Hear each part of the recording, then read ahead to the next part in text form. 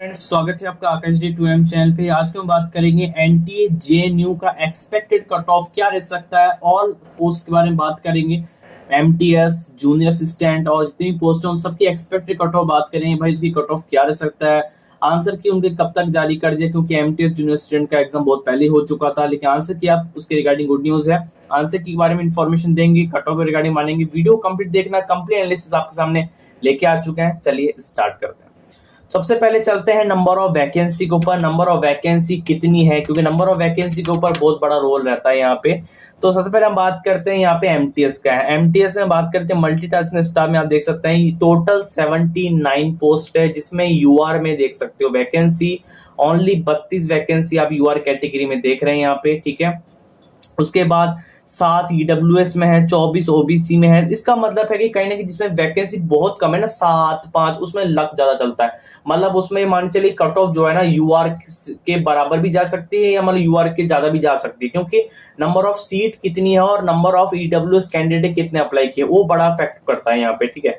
तो ये ध्यान रखना हमेशा। और ओबीसी का देख सकते 24 है और ये जनरल का यहाँ 32 है, तो कहीं ना कहीं इतना ठीक रहेगा, ओबीसी डिफरेंस रहेगा। लेकिन ईडब्ल्यूएस और एससी एसटी का बहुत ही ज्यादा आपको हाई नजर आ सकता है, ठीक है। जूनियर स्टूडेंट की बात को देखो, 6 वैकेंसी में 47 यूआर में वैकेंसीज है, 28 ओबीसी में, और दोबारा से वही नंबर आपके चालू हो रहे हैं यहाँ पे, ठीक है। वैकेंसी में आपको क्यों दिखाया, तो वैकेंसी के हिसाब से कट ऑफ बनता है, उस हिसाब से पर सीट कंपटीशन आपको पता लगता है। चलिए आगे बात करते हैं। वैकेंसी 388 पोस्ट आपकी वैकेंसी है। सबकी कट ऑफ के बारे में बात करेंगे। स्टेनोग्राफर की 22 वैकेंसी है। लेकिन यहाँ पेपर का जो लेवल है उसको अगर थोड़ा देखें, पेपर का लेवल बहुत ज्यादा टफ था। अगर हम कुछ चीजों को छोड़ दे, से हिंदी इंग्लिश को छोड़ दे, मैथ्स को थोड़ा छोड़ दे, उनका थोड़ा सा हम कहेंगे कि पेपर का लेवल ठीक ठाक था, इतना भी ज्यादा हार्ड नहीं था। हाँ कह सकते हैं मैथ्स जो था वो कैलकुलेटिव और सीजीएल टाइप का क्वेश्चन वहां पे आ रहे थे, क्योंकि काफी सारे पोस्ट है, उनका भी स्टैंडर्ड होना चाहिए, इसलिए पेपर का लेवल इस प्रकार से आया था। नेगेटिव मार्किंग 1/4 की थी, तो ये तो नेगेटिव मार्किंग है, तो कोई तुक्का तो इतने अच्छे से लगा नहीं सकता, तो कहीं ना कहीं इसके मार्क्स आपके कटेंगे। और आंसर की के बाद एक पता लगता है कि आपके कितने मार्क्स आ रहे हैं, कितने क्वेश्चन राइट हो रहे हैं। आंसर की से पहले तो बहुत सारी चीजें राइट हो जाती है। मेरे 120 आ रहे हैं, 130 क्वेश्चन में राइट हुए हैं, 125 क्वेश्चन राइट हो रहे हैं, 110 क्वेश्चन राइट हो रहे हैं, ठीक है। लेकिन कंप्यूटर का पेपर कह सकते हैं बहुत ज्यादा हार्ड था। जीए यहाँ पे हार्ड थी। एवरेज स्टूडेंट के जो मार्क्स है वो आगे बात करते हैं। यहाँ पे जो एवरेज स्टूडेंट के मार्क्स थे, क्योंकि 150 क्वेश्चन आपके पूछे गए, यहाँ पे 2 नंबर का प्रत्येक क्वेश्चन था, 1/4 की आपकी नेगेटिव मार्किंग थी। कहीं ना कहीं जनरल अवेयरनेस का पेपर हमें टफ देखने को मिला। रीजनिंग का ठीक ठाक सा, मैथ का जो कैलकुलेट टाइप तुम कह सकते हैं। इंग्लिश और हिंदी की बात करूं तो ठीक ठाक पेपर लेवल था, क्योंकि इसमें और रीजनिंग और मैथ में थोड़ा हम कह सकते हैं स्कोरिंग था। बाकी ठीक ठाक हम कहेंगे पेपर का level moderate to tough level का पेपर था। एवरेज स्टूडेंट के मार्क्स की बात करें, एनटी जेएनयू एमटीएस में आपके कितने क्वेश्चन सही हो रहे हैं, तो कितने क्वेश्चन सही हो रहे हैं पोल किया था, तो 110 से 120 के बीच राइट करने वाले 42% उनका कहना है। आंसर के से पहले है ये चीज कि 110 से 120 का कहना है कि भाई इतने बच्चे कह रहे हैं कि 110 से 120 के बीच हमारे कहीं ना कहीं क्वेश्चन राइट हो सकते हैं। लेकिन अभी भी काफी सारे क्वेश्चन ये है कि बच्चे हैं 100 के अंडर प्रेडिक्ट कर रहे हैं, 100 के क्वेश्चन राइट हो रहे हैं हमारे, किसी के 95 क्वेश्चन राइट हो रहे हैं, किसी का 80 क्वेश्चन राइट हो रहा है, तो ये चीज है। चलिए आगे बात करते हैं एंटी जेएनयू जूनियर स्टूडेंट में आपके कितने क्वेश्चन राइट हो रहे हैं। जूनियर स्टूडेंट की बात करें तो 100 से लेकर 120 के बीच कहने वाले 36% में कहना है कि मतलब उनके मार्क्स 105 क्वेश्चन राइट हो रहे हैं, 108 क्वेश्चन, 110 क्वेश्चन राइट हो रहे हैं, तो कहीं ना कहीं ये चीज है इधर, ठीक है। चलिए अब कट ऑफ क्या रह सकता है उसके बारे में कंप्लीट एनालिसिस करते हैं, प्रेडिक्ट करते हैं भाई कट ऑफ क्या रहेगा, ठीक है। देखो नंबर ऑफ सीट आपने देखी, नंबर ऑफ वैकेंसी आपने देख ली, नंबर ऑफ कंपटीशन आपको पता है कितने फॉर्म भरे गए, एमटीएस में ज्यादा फॉर्म भरे गए, फिर जूनियर स्टूडेंट में फॉर्म भरे गए, स्टेनो फॉर्म भरे गए, तो एक ही कट ऑफ के बारे में चर्चा करते हैं। देखो जनरल के लिए अगर मैं बात करूं आंसर की से पहले, उसके बाद आंसर की कब कोई बताऊंगा मैं आपको।